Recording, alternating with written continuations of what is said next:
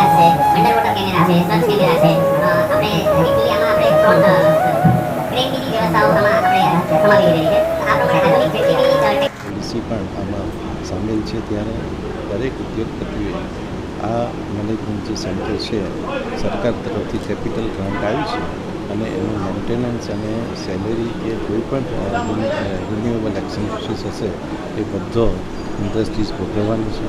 સાથે સાથે NDRF, SDRF કે આપણા અહીંના બધા કર્મચારીઓને ટ્રેનિંગ આપવાનું પણ અહીંયા આયોજન કરવામાં આવ્યું છે. સમગ્ર વાપી અને મહાનગરપાલિકાને પણ સીસીટીવીથી સજ્જ કરવાનું એક આયોજન કરવામાં આવ્યું છે. આવા અનેક કામો વાપીમાં થઈ રહ્યા છે. ત્યારે વાપીના ઉદ્યોગપતિઓ અને જિલ્લા વહીવટીતંત્ર અને મહાનગરપાલિકાના વહીવટીતંત્રને પણ હું ખાસ અભિનંદન આપું છું. આ કામ લગભગ 18 મહિનામાં પૂર્ણ થશે ત્યારે આપણે એક સુંદર વાપીના આ સેન્ટરને કરવું છે. સર, મેઇન ઇન્ડસ્ટ્રીયલ કોરિડોર છે, અનેક વખત ઇન્ડસ્ટ્રીયલ એક્સિડન્ટ થતા હોય છે. કેટલું ઉપયોગી રહેશે એ તાત્કાલિક મદદ મળી જશે?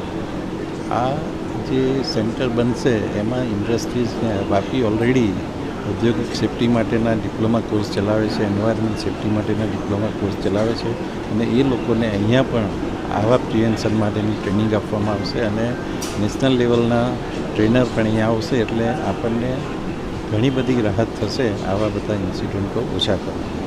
આ પ્રોજેક્ટમાં આપણે લોકોએ અત્યારે આખું ટોટલ 2800 સ્ક્વેર મીટરનું બિલ્ડિંગ છે, જેમાં આપણે લોકોએ એનડીઆરએફ ને એસડીઆરએફની ટીમ જ્યારે આવે ત્યારે એમના માટેની રહેવાની વ્યવસ્થાની બધું આપણે રાખેલું છે, તથા એ લોકોને ટ્રેનિંગ માટેના જે બી જગ્યા જોઈએ તેની બી આપણે વ્યવસ્થા કરેલી છે. તથા આપણે આમાં ટ્રેનિંગ સેન્ટરો બનાવેલા છે.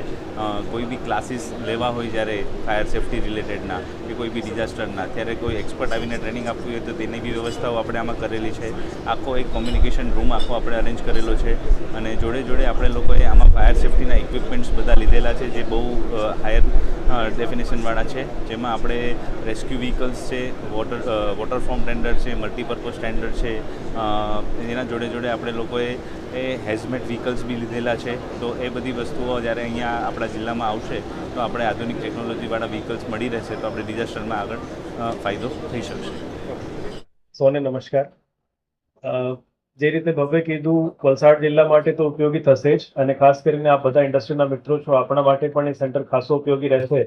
પણ સાથે જ વાપી મહાનગરપાલિકા વતી પણ હું માન્ય મંત્રીશ્રીનો અને સરકારનો ખૂબ ખૂબ આભાર માનું છું કે એ અમારા એરિયા માટે પણ બહુ ઉપયોગી સાબિત થવાનું છે. એના પહેલા મારે એ પણ કહેવાનું છે કે જ્યારે પણ આ વિસ્તારમાં કોઈ ફાયરની કે ઇમરજન્સી ઊભી થાય છે તો વાપી જીઆઈડીસીની ફાયર ટીમ બહુ એક્ટિવ રહે છે. અને જે ડુંગરા વિસ્તાર અમારું ઈસ્ટમાં આવે છે અને હાઈવે ક્રોસ કરીને વાપીપુરથી મારી જે વ્હીકલ્સ અહીંયા આવે ને ઘણી વાર ટ્રાફિકના લીધે કે હાઈવે ક્રોસ કરવાના કારણે ઘણું સમય લાગે છે અને એમાં જે જીઆઈડીસીની ટીમને અમને સહયોગ મળે છે એના કારણે ઘણા બધા એક્સિડન્ટ્સ અમે રોકી શક્યા છીએ અને ઘણી બધી જાનમાલની હાનિ પણ અમે અટકાવી શક્યા છીએ. તો જે રીતે જીઆઈડીસીની ફાયર ટીમ અમને સપોર્ટ કરે છે, આ રીતે જે ડીપીએમસી સેન્ટર જિલ્લાના માટે અને વાપી મહાનગરપાલિકાના વિસ્તાર માટે પણ આટલું જ ઉપયોગી રહેશે. તો વાપી મહાનગરપાલિકાના રહીશો વતી પણ હું આપનો ખૂબ ખૂબ આભાર માનું છું.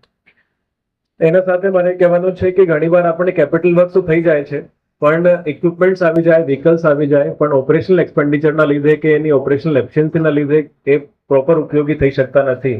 પણ એમાં જે જવાબદારી બધા ઇન્ડસ્ટ્રીયલ એસોસિએશન્સ મળીને લીધી છે, તો મને કોન્ફિડન્સ છે કે એક બાર એ સેન્ટર ઊભું થશે, એનું ઓપરેશન્સ બહુ સુચારુ રીતે ચાલશે અને જેટલા પણ ઇક્વિપમેન્ટ્સ, ફાયર ટેન્ડર્સ, વ્હીકલ્સ, રેસ્ક્યુના વ્હીકલ્સ, ઇક્વિપમેન્ટ્સ લેવામાં આવશે એનો 100% ઉપયોગ આપણે વાપી ઇન્ડસ્ટ્રીયલ એરિયા માટે, વાપીના રેઝિડેન્શિયલ એરિયા માટે અને સંપૂર્ણ વલસાડ જિલ્લા માટે આપણે બહુ ઉપયોગી તરીકે યુઝ કરી શકશું અને એ બધાને ખાસો કામ લાગશે.